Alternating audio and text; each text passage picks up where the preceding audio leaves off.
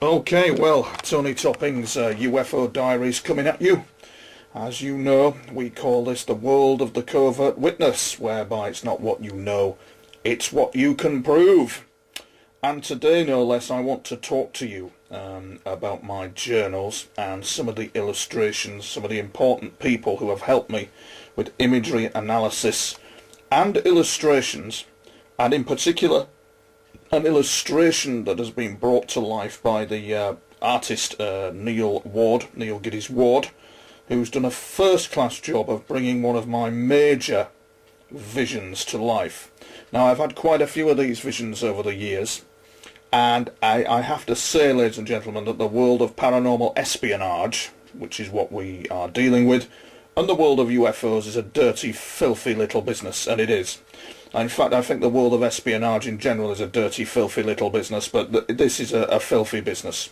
And it is unethical, and it's caused me no end of problems. There's been a high price, but I've managed to get through it. I'm probably lucky to be alive. And so what's happened is that Neil's done this excellent rendition of this fascinating drawing, as you can see. And what the drawing shows, it's taken from an entry that was made in one of my journals on the 27th of August 2003. It describes my journals during those years, describe the absolute fucking chaos that I was subjected to, and the hell that it all was. I've cracked what it is that the cause was. I've understood now very clearly what it is that is going on. And it's not broadcastable. It's deeply personal stuff. It's in fact, how can you class your own experiences as secretive? Well, sometimes you have to, not because you want to, but because of the level of lunatic that is out there that has been capable of harassing me, and so on and so forth. It does go on. There is a hideous suppression of silence regarding this matter. We are not alone. The governments of the US, the UK, and of course Germany are aware of all this. They are aware that we are not alone. But let's focus, moving onwards from my rant about that, let's focus on what this fascinating drawing is all about. And as you can see, we've got the drawing of, he's used HMS Bulwark, and we've got the drawing of it having an interaction with UFOs. So you can see the ship. It's based on an actual incident that is yet to occur approximately 125 years from now in San Francisco Bay. You may think that that's absolutely jaw-droppingly science fiction, and it is. But it's during those times that I didn't know what was going on that I had this vision on the 27th of August 2003 delivered to me of ships in a bay, helicopters, and a UFO beaming somebody aboard. Who that somebody is very important. What was going on is very important. Think out of the box. You remember, it looks all very nice that we've drawn a ship. We can see a man being beamed up. This is a crucial turning point, it would appear, in the liaison between the human civilization and another civilization from another galaxy. It's a scientific liaison. It's a disclosure. It's a man who is real, who is liaising. He's smarter than me. He's the next baton holder. He's not even born yet. He doesn't even know yet. But he will. And time travel and consciousness and science fiction and real life all merge into this tremendous scene. And it was delivered to me, this vision was delivered to me in sleep in 2003, and it looked absolutely spectacular. And I can't quite remember whether it's my drawing that they were showing me in 2003, what you see now, or whether it's an adaptation, and whether it was their version of the vision, or I just can't quite remember. But it is taken, it says in my journal that it's a British Navy support vessel that is in that bay in America, and it is liaising with the UFO. There is communication and scientific information going on, because by that time we would have the knowledge to be on the grasp of what they know and how they know things, the people in the UFOs. Particularly, these are tall, blonde, blue-eyed, what was termed Nordic extraterrestrials. If it sounds mind-blowing, which it will do to some of you, to me, after 40 years of it, it's all a pain in the ass. But it's essential that we communicate what's going on. As you can see, he's being winched aboard there. You've got the very nice bridge in the background. When the vision came to me, what happened was the boat is more, in the vision that was transmitted to me, the boat is more in the middle of the bay, and the guy's being kind of like directly winched up on these giant kind of cables into the UFO to signify he's being winched aboard. It was quite a symbolic vision, really, one of many, and Neil has done an excellent job in bringing it to life. It's important to note in the vision, it's a lovely, as you can see, the magnificent image of the HMS Bulwark and the UFO, but it's important to focus in on the guy being beamed aboard. He's kind of like an important cog, as am I. It seems a bit like the documentary, not the documentary, the film Sense8, where everybody is interlinked. You can be interlinked in this game regardless of time. Time is non-local. You can be interlinked quite easily in the game of UFO and in the game of informational retrieval.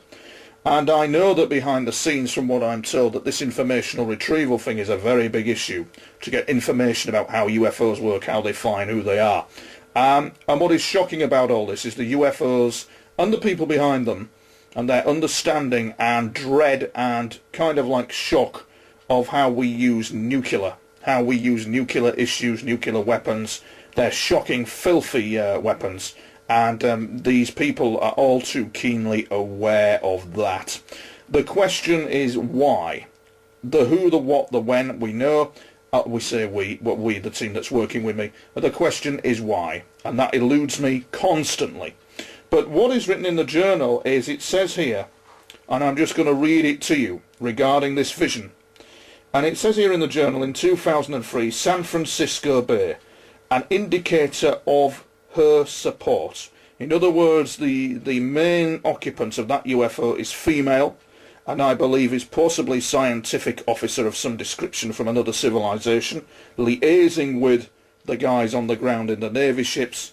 Goodness me, if you thought HMS Bulwark was engaged in disaster relief operations, it appears it's now engaged in UFO operations. You've got to laugh, and yet it's as real. Let me say, it's as real as the day. It's as real as what is around me now. It actually is happening and hasn't happened. That's the paradox. It hasn't happened yet, but they're telling me that it has. So, and I find that fascinating. And it says here that the person behind this UFO is commanding respect of the individuals aboard these ships. This seems a very ballsy thing to do with the people in the UFOs and the people on the ship. They seem to be having a very close encounter style liaison with each other. Now it says that this image is all about that the research these ships are doing, and the research that the people in the UFOs has merged in some kind of alliance, and as a result of that, they are protecting the gateway of human perception, where one world opens and another closes. And that's very important. It is very important to know that there are higher dimensional realities that seem to be controlling human affairs, and there are higher dimensional realities that are a part of the spiritual quest of the human being on Earth. It's a deeply spiritual thing. Now, the next thing it indicates in the journal, according to this vision, is it indicates their world in peril. Whose world is in peril? I think it's the people in the UFOs, and for some reason these boys and girls in the ships can assist them. And it says further on here, in reference to, I won't read it, but there's some reference here to dark forces, and then there's some reference here to 0700. It just all went crazy for me. I remember this vision in sleep, and it did. It was if there was British and American people speaking. It was just bizarre. I remember that bit quite well in the journal, and that it indicated that what I am in all this, I am a walking, and I'll leave it blank for you to fill in that blank. What it interested, there's a thing here where it says, "I wish to speak to," and then it gives the surname of somebody, and then they reply, "I do not know his name," and it's words amongst the chaos. And I'm not too sure. We estimate the year to be in the 2100s, 22nd century. And that really is a doddle, ladies and gentlemen, in real life. In the real world of UFOs, paranormal espionage and non-local time, that's quite local. That's quite local, really. It's not all that far away. And the vision is quite a good one. So what we're seeing is a genuine scientific liaison occurring because they understood what was going on currently now. They haven't quite got it at the moment, it would appear. It would appear, according to the people currently coming over in the UFOs, they haven't quite got it, not quite reading the situation correctly. They're being warned continually, and sure enough, this incident happened. And it's yet to happen. That's the bizarre paradox about it. But the man in particular who's been beamed aboard, that's the guy who we focus on. He's the man, it would appear. He's understood. He's the clever fella. He's grasped their technology. He understands what's going on. I just find it fascinating that it is Navy that is dealing with it all, and the fact that they are Navy ships, and the fact that they seem to be in liaison with them, and it's a genuine vision that was transmitted to me on the 27th of the 8th, 2003. And it really is where science fiction meets real life. Even I, as I'm speaking to you, can't believe what I'm reading, and can't believe the brilliance really of how Neil's put that together. The drawing that I've actually done is quite bad really, because I'm not good at drawing, but it does show, as I say, it shows him being beamed into the clouds and the UFO's actually behind the clouds. But what Neil's done is just move the UFO so that you can see it a bit better. And I do believe that perhaps this is the seed. This entry in my video cast is the seed for what is to come.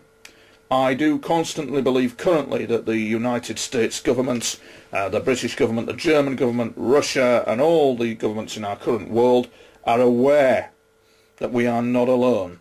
And I think it's important that we don't fuck it up lobbing nuclear weapons at each other in some sort of bizarre political end game. I really think that is important, that we get a grip of all that. But you know, I'm just a guy on a housing estate who's having extraordinary goings on.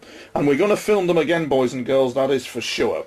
So this is the amazing image of Neil. It's called San Francisco Bay, because that's where it appears it took place. Isn't it amazing, ladies and gentlemen? Hasn't he done a good job? Tony Topping, over and out.